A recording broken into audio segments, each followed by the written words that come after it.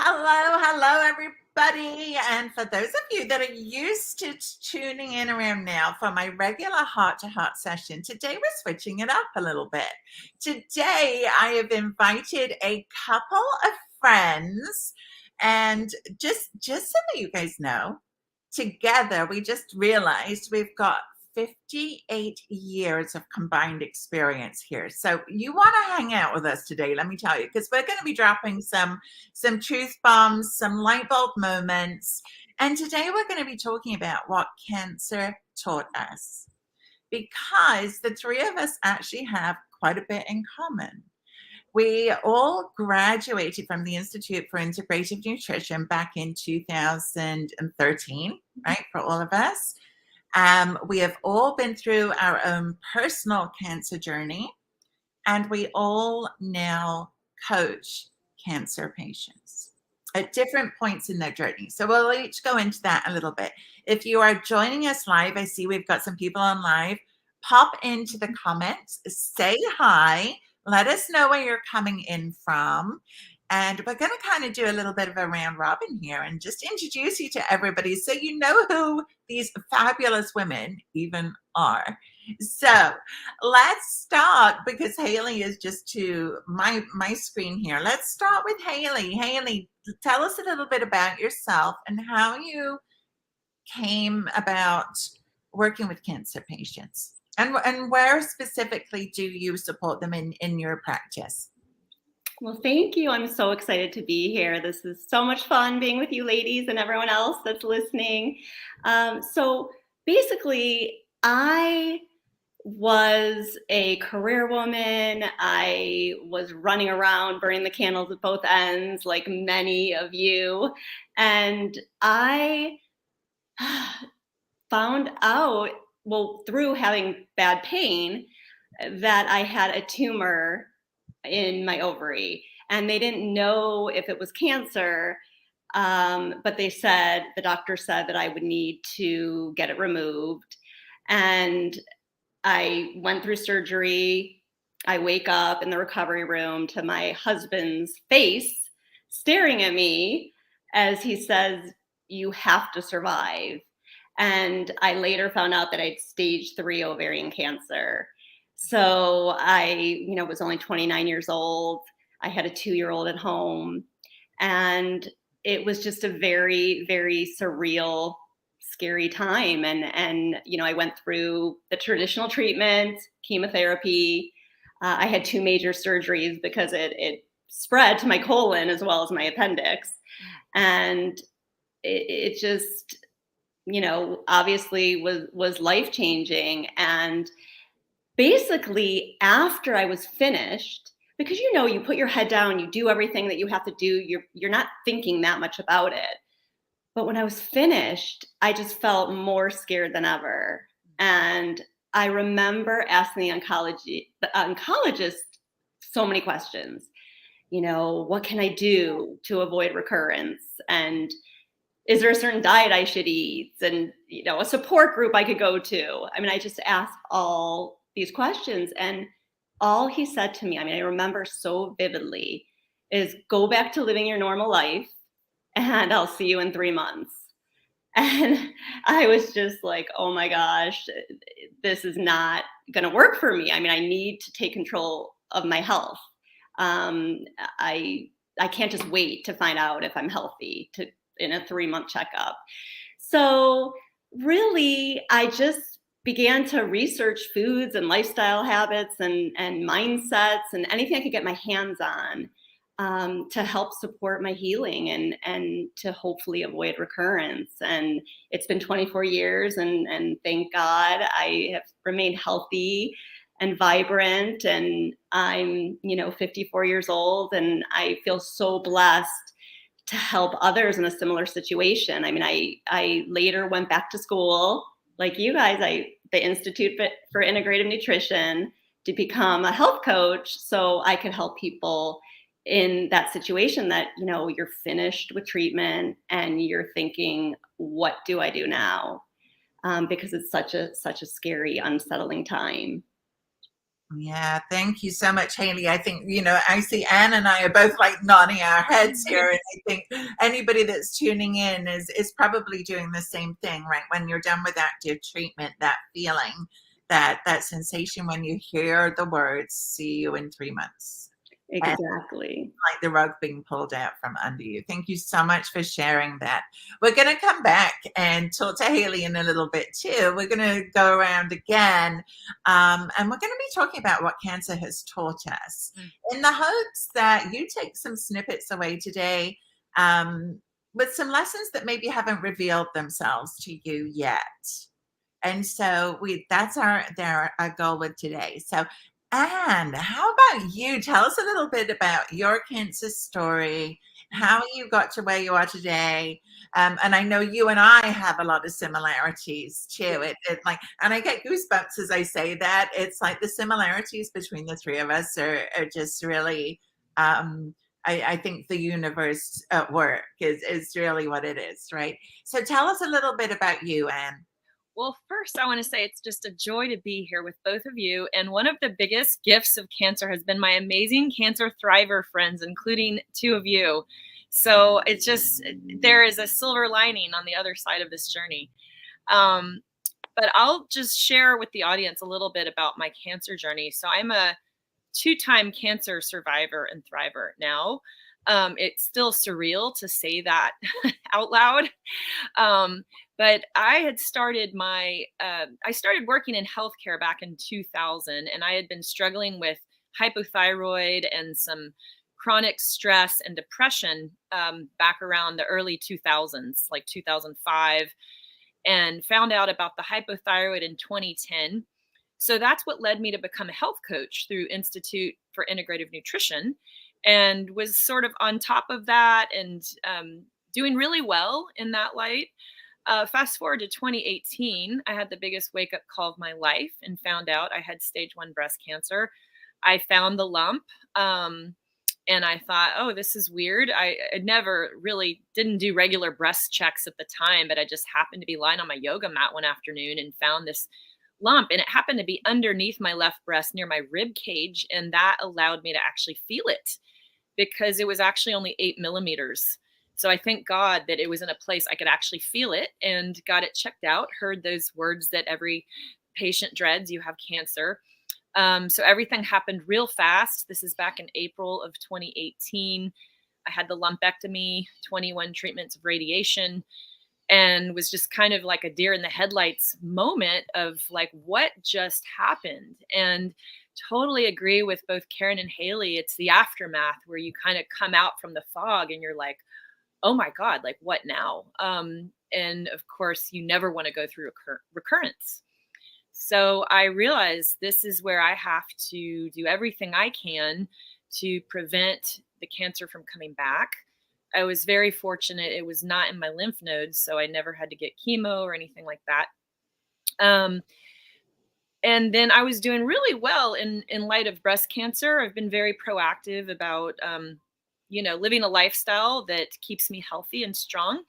And then this past summer of July of 2022, I was scratching my stomach one day and I felt this mole.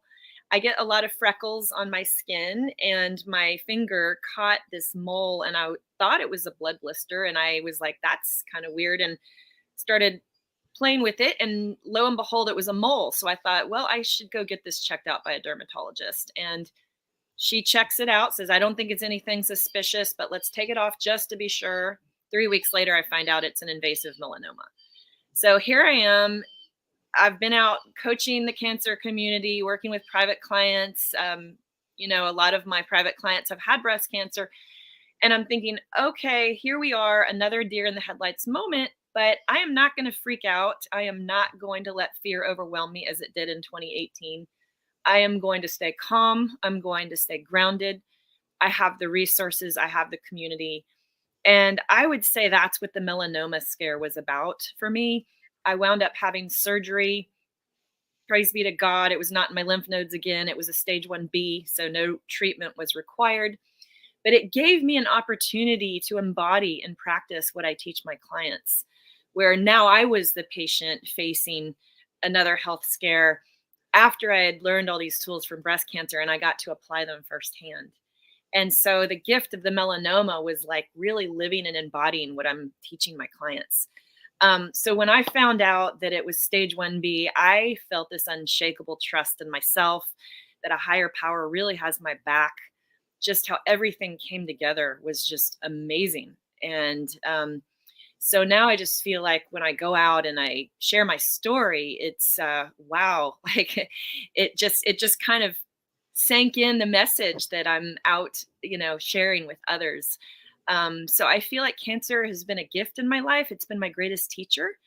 And it's connected me to this beautiful community of other coaches and other cancer thrivers like the two of you. So that's a little bit about my personal journey.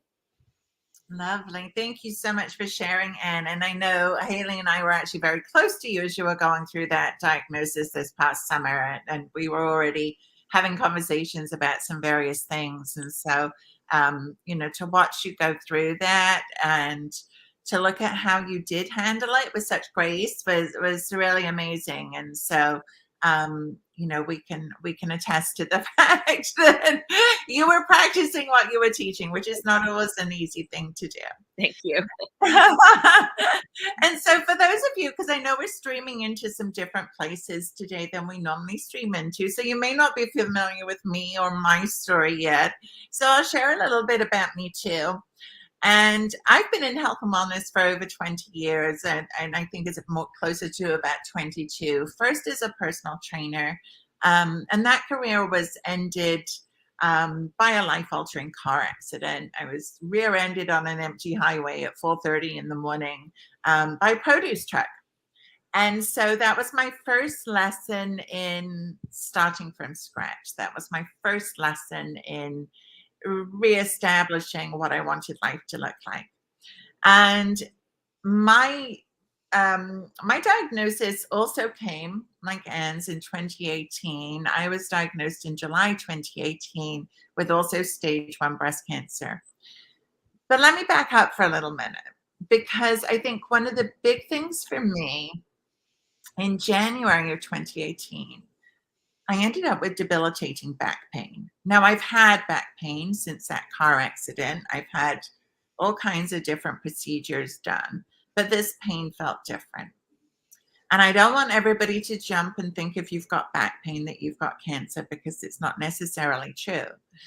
But what that did was I kept going to doctors. I kept saying something's wrong, something's wrong, something's off. And it was that pain that kept me going, right? It was that pain that kept propelling me to keep looking.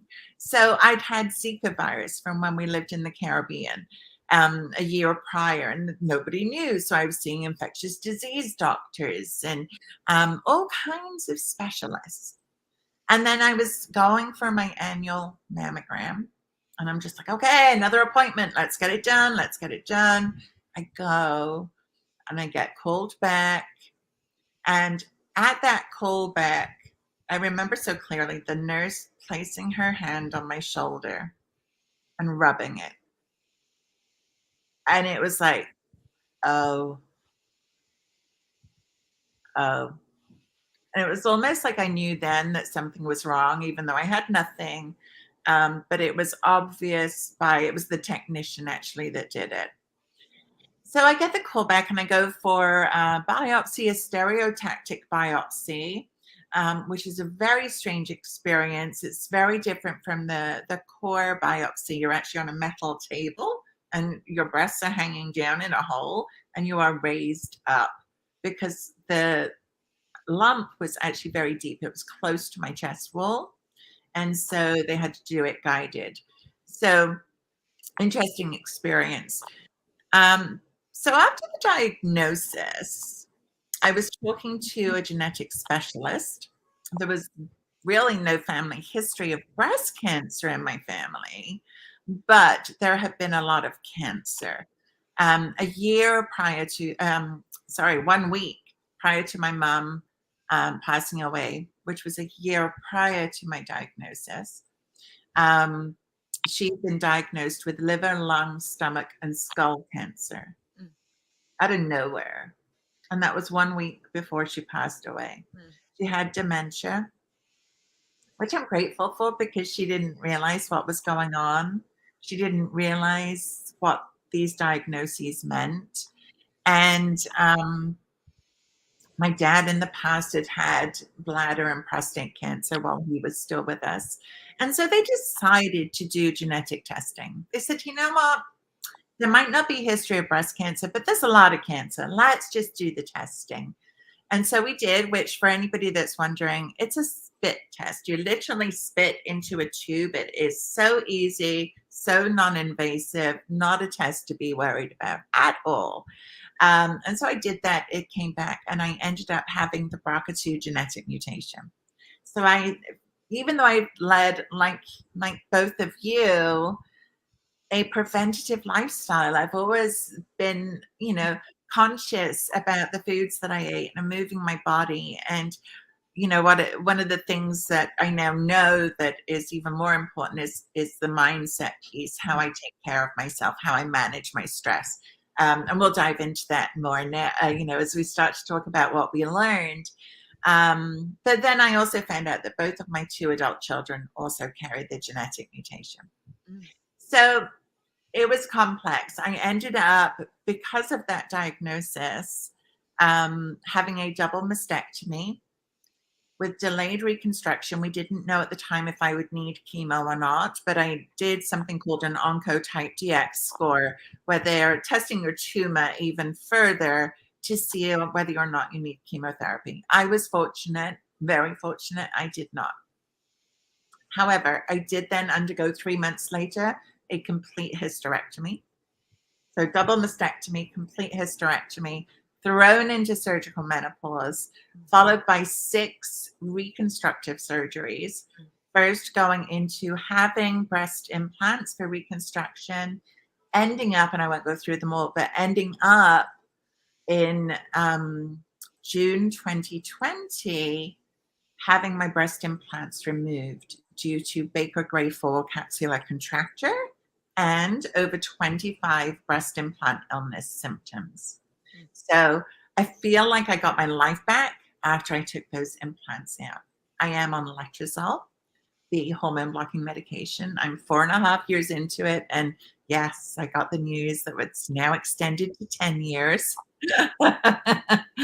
And if I didn't carry the BRCA2 genetic mutation, I may not continue, but I'm tolerating it very well. I have very few side effects. I'm, again, very fortunate, and I think lifestyle plays into that big time. Mm-hmm. So that's a little bit about my story, and it was after the diagnosis that I kind of shifted my entire coaching practice to supporting breast cancer survivors after, just like you guys, after active treatment is over, when we feel like that rug has been pulled out from under us, and it's like, okay, what now? Because I felt that, right? I felt that. And as somebody that's in health and wellness, that knows how to take care of themselves, I remember clearly having the thought, if I'm feeling this, I know I'm not alone.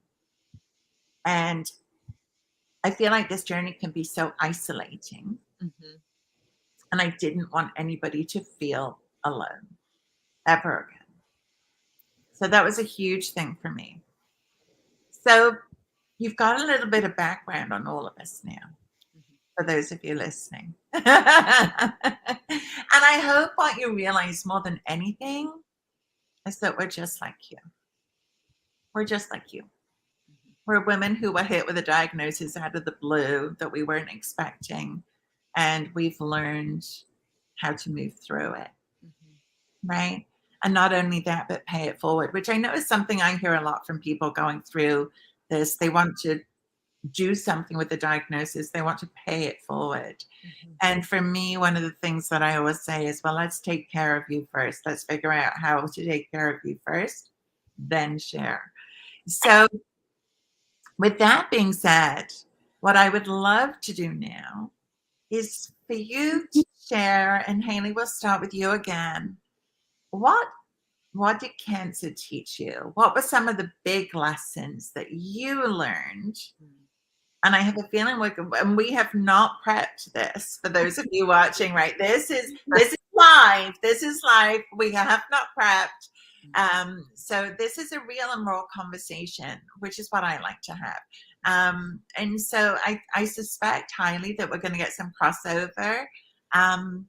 But yeah, Hayley shared, what did cancer teach you? It taught me so many things, but one of the main things is that it taught me, to ask myself the question, am I living in alignment with what my soul really wants? I did a lot of soul searching. I knew that I had to change my life and, my lifestyle, not just the food and all that. And am I living life on my terms? Because I felt that I was living my life for everyone else. What did my parents want from me? What kind of education was I supposed to get? And being a people pleaser. I know we've spoke about this before, just wanting to please other people. And, I just remember that I just, was this type A wanting my life to be a certain way. And I realized cancer taught me that no, you need to listen to your inner wisdom and know what's right for you. So now, in all my relationships, I speak out if I feel that, someone's not treating me right, or I stay away from people who, maybe give me negative energy. And I know it's hard with family and all that kind of stuff to do that, but I just have my boundaries, and it's so important. So I think the main thing that it taught me was just to live life on my terms and do what I feel my soul is calling me to do. I love that. I think that's so powerful. And what's interesting is your diagnosis came when you were fairly young. So do you consider that it was, I'm going to use the word gift because Anne, you had used it previously. Do you feel like it was a gift to have had that diagnosis at such a young age to be able to learn that lesson?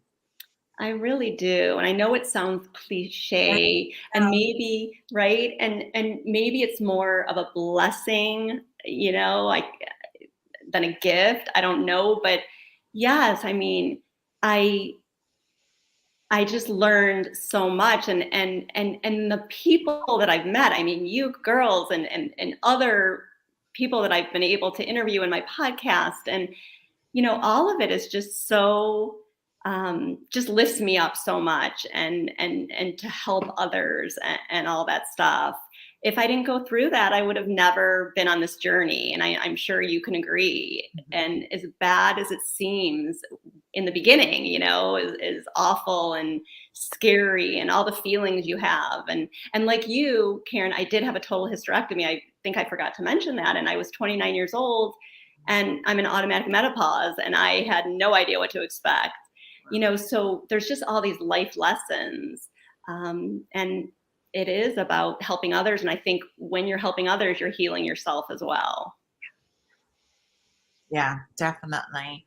And it's huge, right? And I think for me, one of the things that's so important is to acknowledge these emotions as you're going through it, right? It is scary. It is hard. None of us are saying anything other than that. But what we're saying is that there can be lessons available if you look for them. And you can do something with this journey should you choose. How about you, Anne? And I see we've got some comments coming in here. Hang on for 1 second. Need the glasses for this. Well, just 1 second. Somebody's just sharing with us that when they were first diagnosed, they felt fear first for themselves, but right after that, fear for those that I love. What would I do for them? Who would do what I do for them? Right? The fear of, if something happens to me, who's going to be there? I think, thank you so much for sharing that. If you want us to see your name, by the way, there's a button just above this video where it says allow StreamYard access to your name. It will just see your name. It doesn't access any of your other information, but it allows us to actually see who we're talking to, which is kind of nice, because talking to a computer all the time is not so much fun. So we love to know who's on and who's chatting. And thank you so much for sharing that. It's a big fear, right? It's a real fear. I think one that most people can relate to. Thank you for sharing. Anne, go ahead. What were your lessons? Oh, so many. I love what Hayley said. I definitely resonate with what Hayley shared, and I want to add to that. So what comes to my mind right away is the importance of a growth mindset and looking at what am I supposed to learn from this and how am I meant to grow? And for me, like, my life lesson with breast cancer was wildly different than my life lesson with stage 1 melanoma, because I think for me, the breast cancer journey back in 2018 was so emotional and there was so much fear. And I knew at that time, this is a tap on the shoulder to heal my unresolved emotional wounds. And so for me, that was very much about emotional healing. And, and I've heard just through interviewing the experts and doctors and stuff, I hear them all saying healing your emotional wounds is the #1 component to preventing cancer. The top, I mean, everything's important, but that is so important. And so I really went back and did a deep dive into my childhood and just some things that I had been carrying around, maybe some unresolved anger and grief. And that was really healing for me. I came out on the other side a much better version of myself, much happier version of myself, and just feeling a joy, a freedom in that. And so I would say that, and the growth mindset, and so align with what Hayley's saying about, is my life in alignment? Because I had been doing my health coaching and living my passion before the breast cancer journey. But then back in around 2018, when that diagnosis happened, I was out of alignment with a lot of things and just feeling stuck and just putting my passions on the back burner. And I realized, okay, this year, 2018, is about putting on my own oxygen mask, self-care, just focusing on that. But when I get on the other side of this, I'm putting my passion front and center. I'm not going to put that on the side anymore. And so I really had a beautiful opportunity to do that with the start of COVID, where everybody was working from home, right? So it's like, all right, so I'm going to just get this online business going. And it just has gotten better and better and just keeps expanding. And so I would say those 3 things come to me the most. The other big blind spot I had to address was like detoxification and being mindful of environmental toxins in my environment, because I had not taken a close look at my cosmetics and my cleaning supplies. And I realized, oh my God, all these things are endocrine disruptors and mimicking estrogen. So I had to do a whole overhaul of what was in my home. And then just stress reduction, just making a point to do something that calms me and brings joy to me daily, whether it be walking outside in nature or meditating or being with friends, building community. These are all things that bring joy to your soul. So really, on my website, it says going beyond self-care into the heart of soul care. Because for me, well-being is about soul care, and so yeah, those are some things that come to me, what I've learned from cancer. I love that. And thank you so much for sharing. And I love soul care. I'm like a massive advocate for self-care. And I love that concept of taking it even deeper and talking about soul care. Love it. Love it. So what came up for me as I started to think about, because sometimes like we like start to change and adapt according to the lessons that we've learned. But and something I do at the end of every year. And so this was really, the timing for this was really perfect for me, is I always look back and reflect. What did I learn? How far have I come? What's changed? Because I think so often we just keep moving forward and we forget to reflect on what we've learned. And that's why I love doing this episode today, because it's sharing what we learned. And I could have written a very, very, very long list. I actually had to stop myself. So I'm going to go into a few of them quickly. I think number one for me, I learned patience. And I was patient before, but I learned a different level of patience. The patience of waiting for the diagnosis, waiting for the test results, waiting to hear what the treatment plan was going to be, waiting to heal, waiting after I had 7 surgeries in 2 years, major surgeries. So giving my body the grace and space that it needed took a lot of patience. So I think I kind of topped up my patience tank even more. It was definitely something that I just learned. And a lot of that for me was to let go, right? To let go of trying to control the outcome, which leads into, for me, going through this deepened my faith, my spirituality. I'm not a religious person per se, but I'm highly spiritual. And I remember seeing a quote, interestingly enough, the day after I was diagnosed, that said, God will give you more than you can handle, but he won't give you more than he can handle. Mm. Which obviously has stuck with me. It will always stick with me. But I literally, at that point, when it's yours, it's yours. And that helped me to be patient. That helped me to not try to control all of the outcomes. And that was really a huge lesson for me, because I think, and like both of you, I've gone back and I've done a lot of inner child healing and a lot of trauma healing, grief healing. I've experienced massive amounts of grief in my life. So much of it for me relates to letting go of control and trusting. Again, like both of you, I truly gained perspective on what was important to me as Karin. I gained perspective on the fact that I want a simple life. I don't want chaos. I don't want busy.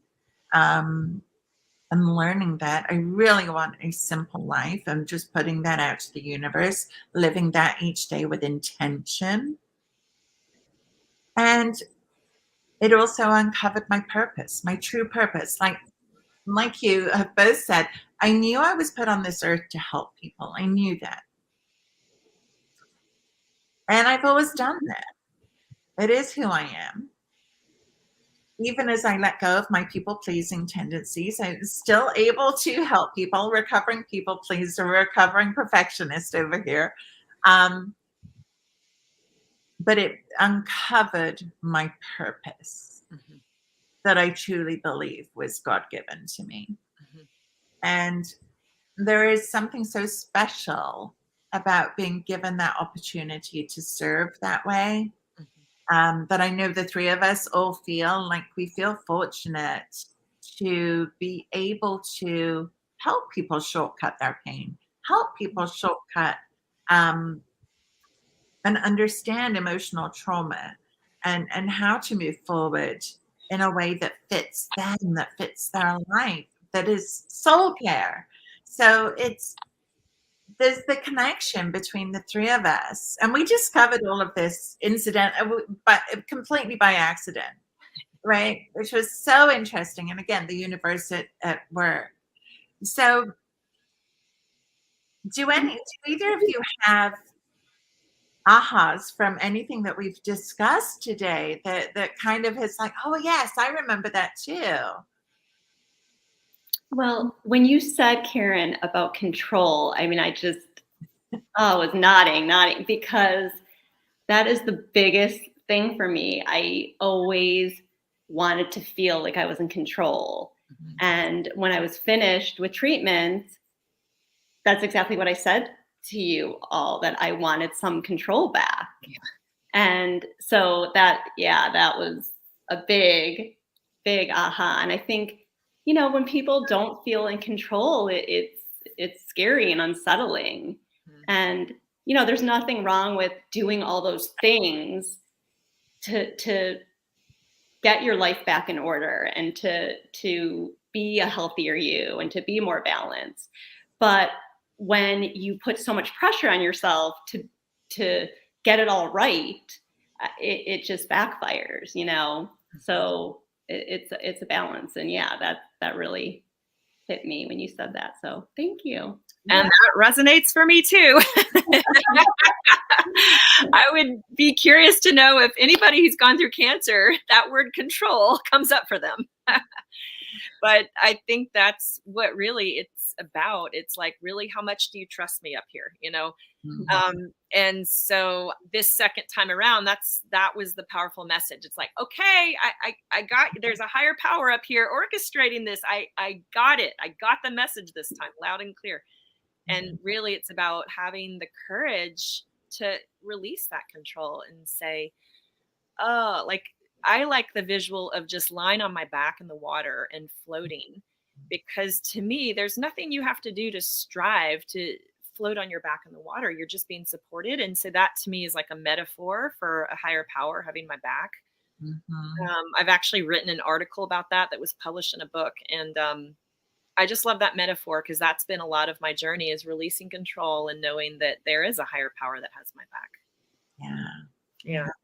So interesting, similar. And we didn't know this, but another similarity between the three of us. And if you're watching either live with us or you're watching the replay, let us know. Are you relating to this feeling of losing control and the struggle to be okay with it? And this is something that continues for me. I don't know about you guys, but for me, this is a continuing awareness. This is a continuing practice of recognizing when this desire to control creeps in, saying with curiosity, and I now do it with humor, oh, there you are again, old friend. Yep, all right. And releasing it and letting it go. Do you feel that it's a continuing practice for the two of you also? Yes. Absolutely. Yes. Yeah. So I just wanted to make aware for anybody that's watching or listening to know that this is this mindset work, this growth mindset that you talk about, and this is ongoing. And for me, it never stops. I'm happy about that, because I love doing that kind of work. Is what I also do in my coaching practice as well. So I just wonder, I want to finish up today. And they don't even know what I'm going to ask. Then this is, they're like, oh no, what's she got coming now? Two things for our listeners. So for our listeners, we would like to know, do you want more of this?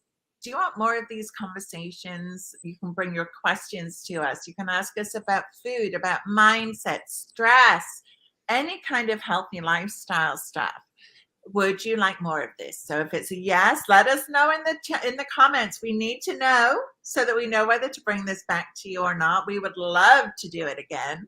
It's fun for us, but we want to make sure that it's valuable for you. This was really just a little get to know us. We haven't even begun to dive into the combined 58 years worth of knowledge and practical stuff, right? I mean, I know that this is true for all of us, because I know we've spoken about this, but the stuff that we learn through our life is really the true wisdom that we hold. It's our life experience that brings the wisdom that we can bring to you to help change your lives. Now, wherever you are watching this, you will find each of our bios. We are all offering free gifts, so feel free to click that and grab a free gift. And you can also connect with us. And if you're connecting with us, feel free to send us a DM and let us know that you watched this. Let us know how you found us. And let's start the conversation, because we are here to serve and support you. That's why we do what we do every day, is to help and support you.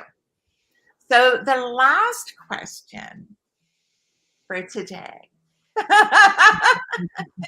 Oh no. Am I first again? No, let's put Anna. Let's both put Anna. Well, I can go first too if you want.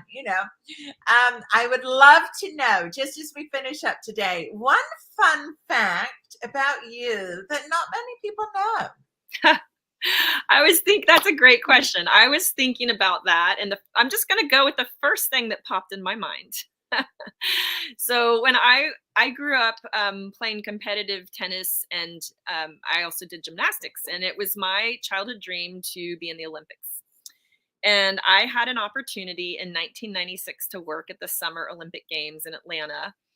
And it was amazing because I speak both French and Spanish. And so I was surrounded by like all these languages, and I worked in the swimming venue, and I was actually on the doping control committee. So I would take the athlete out of the pool and follow them to make sure they went and got their blood tests to make sure they were, they were winning in integrity. But it was just a really cool opportunity. It's just a random fact about me that I never actually was in the Olympics, but I worked at the Olympics. And but the other fun fact is that I do speak French and Spanish, and I'm also a Spanish medical interpreter certified, and I've been doing that for 23 years. So just a little fun fact about me. Yeah, love that. I think we could say that you were at the Olympics because you were physically at the location, right? Physically at the Olympics, yeah. Right, exactly. Yeah. How about you, Hayley? Fun fact that not many people know. Wow. Well, it's so interesting because my close circle, of course, knows it, but people that I meet now, I'm in Florida for a little bit and I'm meeting new people, and it comes up a lot that we adopted our second child. And it was because of the cancer journey. I could no longer have children because I needed the total hysterectomy. And it was just the most incredible experience.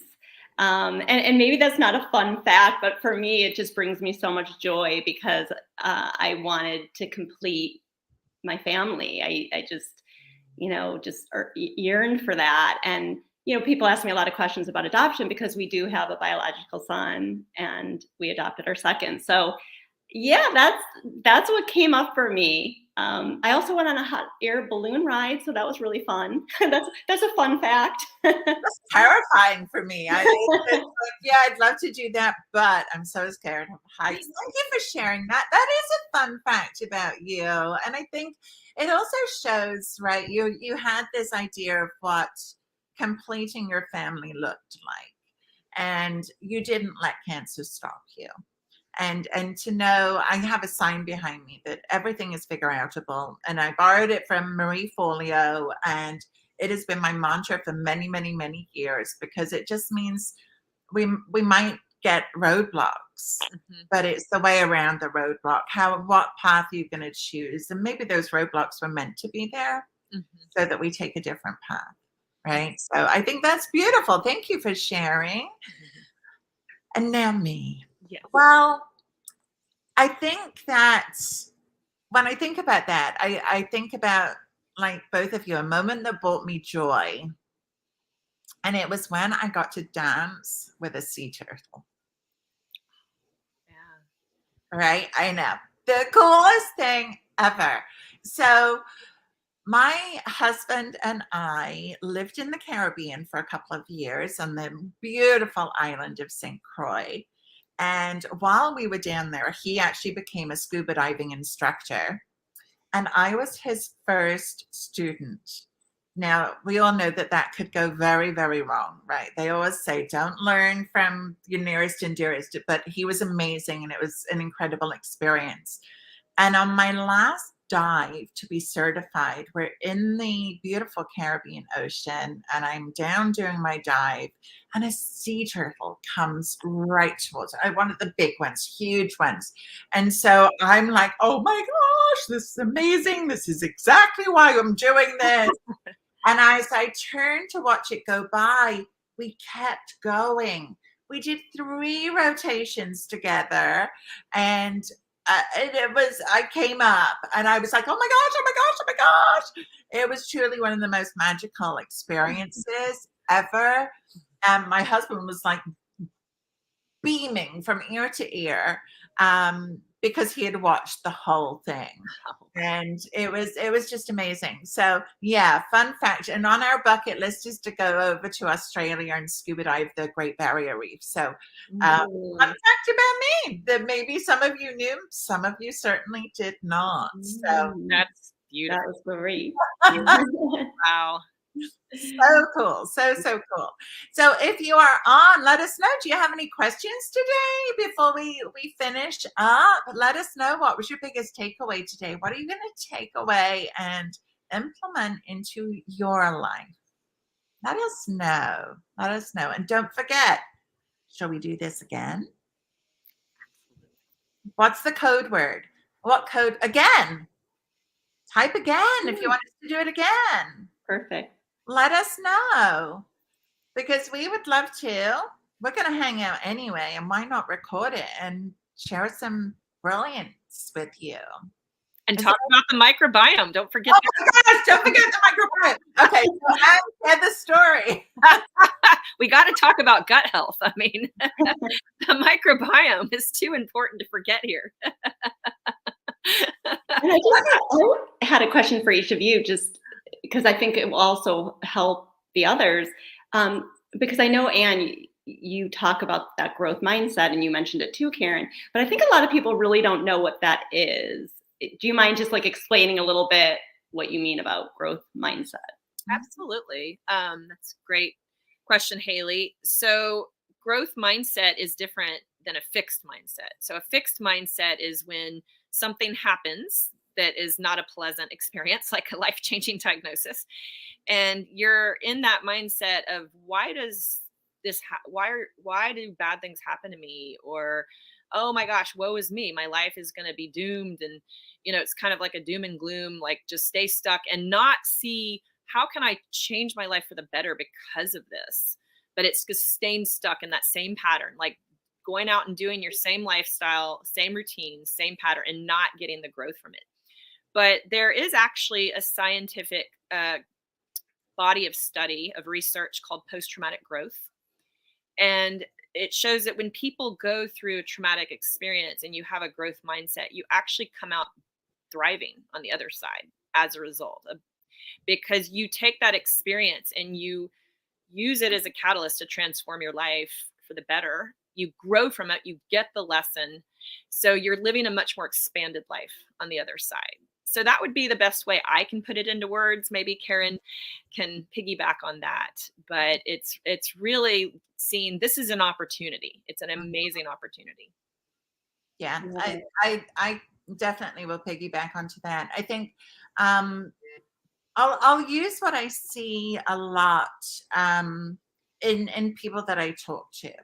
So I see a lot and I hear a lot people saying, I just want to get back to my life. I just want life to be normal again. And so for me, when we're stuck in this place where we're just looking behind us at what was there, we're always going to be stuck. Not only that, it's going to be one of the biggest energy sucking things that you can do. One of the biggest mistakes that I see. And so the thing is that so often we don't realize that things can be different, right? That's why we're just trying to go back. We don't know any different. So I don't want you to beat yourself up if you're listening to this and you're having this thought. Don't beat yourself up. Try not to be hard on yourself. Don't judge yourself, because you didn't know any different until today. So today now is your opportunity to say, all right, well, what do I really want from my life? And then I always say what's great is we get to invite in those good things from life before. We say, hey, come along. You can come for the ride. But the not so good stuff, which we all have, nobody's life is perfect. We get to say, not so much, not so much. And for me, that means learning to set healthy boundaries, learning to manage your stress, learning to stop neglecting your own needs and put yourself at the top of that list. And these are all like practical things that you can do to figure out who you are at this new point in your life. Because you may even be feeling, and you two probably hear this too, like, I feel like I just don't fit into life anymore. Like it just doesn't feel the same. I don't feel the same. And I think it's really important to acknowledge that cancer changes us. It changes us. It's impossible to go through this kind of traumatic experience, which it is, for no matter what the diagnosis, as soon as you hear those words. But we have, just as Anne said, this opportunity, and I know people always look at me really weird when I use that word, but there's a great book by Elizabeth Lesser called Broken Open. And it's literally about when you feel like your life has just crumbled and you're starting from this blank slate. You've been broken open. You are raw. And we are faced with the opportunity to either grow from that or stay in the ashes where we've been burned down. And this book was actually given to me as a gift from a friend when I went through my car accident. And that book has been such a catalyst for change for me, and in understanding that we don't have to stay where we are. We can change. And so to me, that's what growth mindset is all about, is this understanding that we can't go back without judgment. We just can't go back and saying, okay, well, what do I want? Who am I now? What do I want? And those are questions that I think so many women, especially, rarely even ask themselves. Yeah. Right. And now's the chance. Like now is the chance, because when you ask those questions, that's when you get to start changing your life for the better. Exactly. So glad you both went over that, because I think a lot of times people think, to think positive. Well, you're not always going to think positive. I mean, you're going through a lot, you've been through a lot, and there's hard days. But like you say, it's about, what can I learn from this? How can I grow? How can I not stay stuck in it? And yeah, that's great. And take it one step at a time. Sometimes it's literally just getting through every hour of the day. Just saying, how can I get through this next hour? How can I get through this day? It's not thinking about, 6 months from now, but it's really slowing things down and giving yourself that time for self-care. Yeah. The grace and space. That's where, grace and space, the grace to feel whatever you're feeling and know that those feelings are valid no matter what they are, your feelings. Nobody gets to tell you otherwise. And the space to feel them and release them. Because if we're not feeling all of those feels, and I think so often there's that feeling of, I feel really crappy today, but there are always people worse off. So I should be grateful for actually how I feel.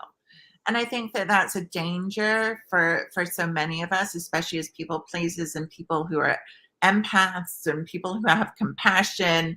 And it's okay to acknowledge that there are people in the world who are worse off. There are always going to be, but it's okay to still sit in how you feel and know that those feelings are still valid and not to diminish them, because they're real, they're yours, and it's okay. And so it's a battle that I see so often, right? I'm currently working with a business coach, and Hayley is too. We're in this group program together, and he says, feel to heal. And it's so true. It's like when you have the courage to go through those feelings and feel them, that's where the healing is. It's not pushing it down. you feel to heal. Right. And staying in quiet and, maybe it's 10 minutes and just really feel your feelings. And it's not easy, right? I mean, because no one wants to feel bad, right? It's not fun. It's not a fun emotion, but it's about releasing and letting it go. Mm-hmm. Well, and I think that, that is so relevant. And I think this is a topic that I think we'll do as an individual if we see the word again in the comments so that we know if we're coming back or not. But that would be a topic I would love to dive deeper on and explore, because I've done a lot of work, and I know that you both are aware of this, the work of Dr. Douglas W. Douglas Brody, who created the cancer personality traits. And the harboring toxic emotions, keeping our feelings in, are actually part of this cancer personality profile. And so if we are looking at trying to lower our risk of getting sick again, it would make sense that we need to learn how to work through these. Easier said than done. I'm not saying it's easy, but it is part of the healing. It is part of helping to reduce risk. And his studies are very, very interesting. We could do a whole coach's corner on that topic, and just how that lowers inflammation in the body. It lowers the chronic stress. It gets you out of fight flight into rest and digest and healing. And whoa, we could go on and on about topics. For sure. Well, tell us, everybody. I know, right? Just let us know. Do you want us to come back? We would love to come back. And so we're going to wrap it up here for today. Are there any last thoughts that you want to share with our viewers and listeners? Like I said, don't forget all of our information to connect you can find around this video wherever you're watching it. There are links to free gifts. We each have a free gift for you thank you for watching.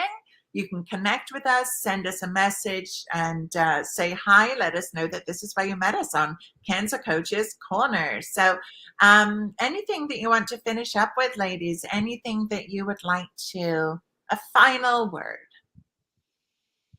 I just want to say thank you for inviting us onto this platform with you, Karin. And I would love to do this on a monthly basis if the listeners are interested. And like you said, we can do a variety of topics. We can mix it up, and I think it'll be fun.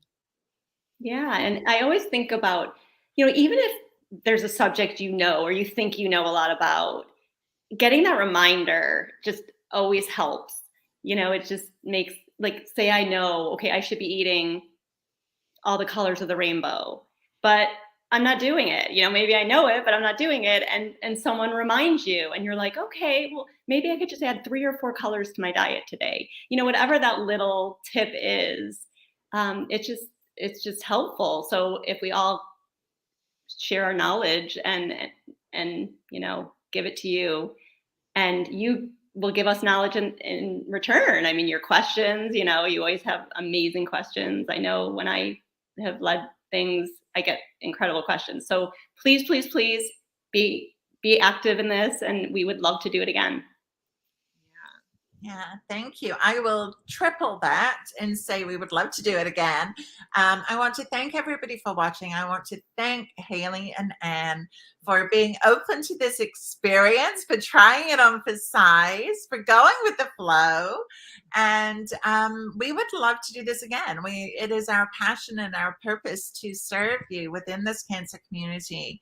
And it would bring us so much joy to connect once a month, answer your health and wellness questions, be it food, stress, toxins, mindset. The list goes on and on with hormones, yep. All of the things that inflammation, microbiome, which, by the way, when we get together next time, we'll explain why that's so funny. But you're going to have to come back and hang out with us next time to find that out. So again, thank you so much for watching, guys. It's been a pleasure for all of us to be here to see your questions. And if you're watching the replay, just drop in the questions still. We will come back and revisit, make sure that none of you are left hanging here, right? Because I never want you to be alone. And I know these two ladies don't either. So thank you so much, Hayley and Ann. So great to have you here. Thank you for watching, everybody. We'll see you next time if you type again. Bye for now. Thank you.